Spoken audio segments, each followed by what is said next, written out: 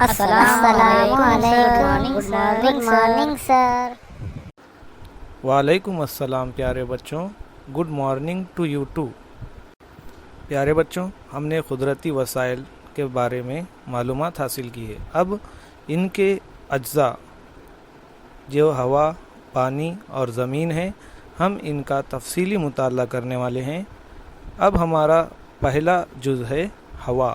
اب ہم ہوا کے بارے میں معلومات حاصل کریں گے۔ بچوں، کرۂ ارض کے اطراف پائے جانے والے فضائی کرے کی ہوا میں نائٹروجن، آکسیجن، کاربن ڈائی آکسائیڈ، 6 غیر عامل گیسز، نائٹروجن ڈائی آکسائیڈ، سلفر ڈائی آکسائیڈ، آبی بخارات، گرد کے ذرات وغیرہ شامل ہوتے ہیں۔ کرۂ اول میں کل ہوا کی تقریباً 80% ہوا ہوتی ہے، جبکہ کرۂ متغیرہ میں یہ تناسب 19% ہوتا ہے۔ کرۂ وسطی اور کرۂ عیونی میں یہ کم ہوتا جاتا ہے۔ کرۂ بیرونی اور اس کے آگے ہوا نہیں پائی جاتی۔ آپ سمجھ گئے ہوں گے کہ ہوا کرۂ ارض کے اطراف پائے جانے والی کئی گیسوں کا آمیزہ اور فضائی کرے کا ایک اہم حصہ ہے۔ ہوا میں گیسوں کے ساتھ ہی گرد کے ذرات، آبی بخارات بھی پائے جاتے ہیں۔ سطح زمین کے قریب ہوا میں گیسوں کا تناسب زیادہ اور جیسے جیسے دور جائیں کم ہوتا جاتا ہے۔ بچوں، ہوا کے اجزاء کا تناسب اس تصویر میں دکھایا گیا ہے۔ آپ اس کا مشاہدہ کیجئے، میں آپ سے سوالات پوچھوں گا۔ جی سر۔ چلیے مہک، پہلے آپ بتائیے کہ ہوا میں سب سے زیادہ تناسب میں کون سی گیس موجود ہے؟ سر، ہوا میں نائٹروجن گیس سب سے زیادہ تناسب میں موجود ہے۔ شاباش بیٹے، بالکل صحیح فرمایا آپ نے۔ بیٹھ جائیے۔ بیٹا اسلم، آپ بتائیے ہوا میں آکسیجن کا تناسب کتنا ہے؟ سر، ہوا میں آکسیجن گیس کا تناسب 21% ہے۔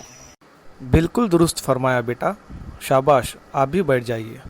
تو بچوں، آپ اس چارٹ کی مدد سے سمجھ گئے ہوں گے کہ ہوا میں نائٹروجن گیس کا تناسب 78% ہے، آکسیجن گیس کا تناسب 21% ہے، ارگون گیس کا تناسب 0.9% ہے، دوسری گیسز 0.07% ہے، کاربن ڈائی آکسائیڈ گیس کا تناسب 0.03% ہے۔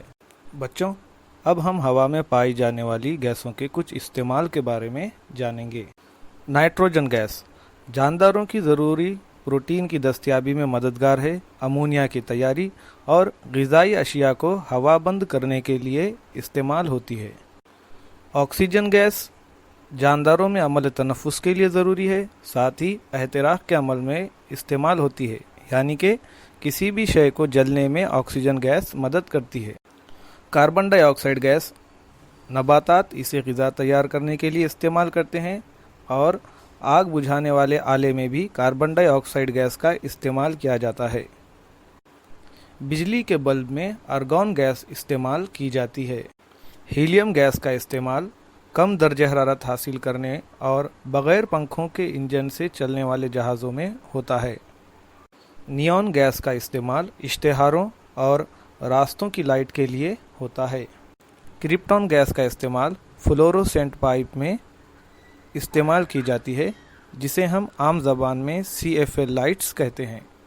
زینون گیس کا استعمال فلیش فوٹوگرافی میں کیا جاتا ہے۔ بچوں، اسے ہمیشہ ذہن میں رکھیں، ہوا میں مختلف گیسوں اور دوسرے اجزاء کے توازن کی وجہ سے کرۂ ارض پر جانداروں کا وجود قائم ہے۔ زندگی کے لیے ضروری سورج کی روشنی اور حرارت کے کرۂ ارض تک پہنچنے اور دیگر مضر اجزاء کو روکنے کے لیے فضائی کرہ بے حد اہم چھلنی ہے۔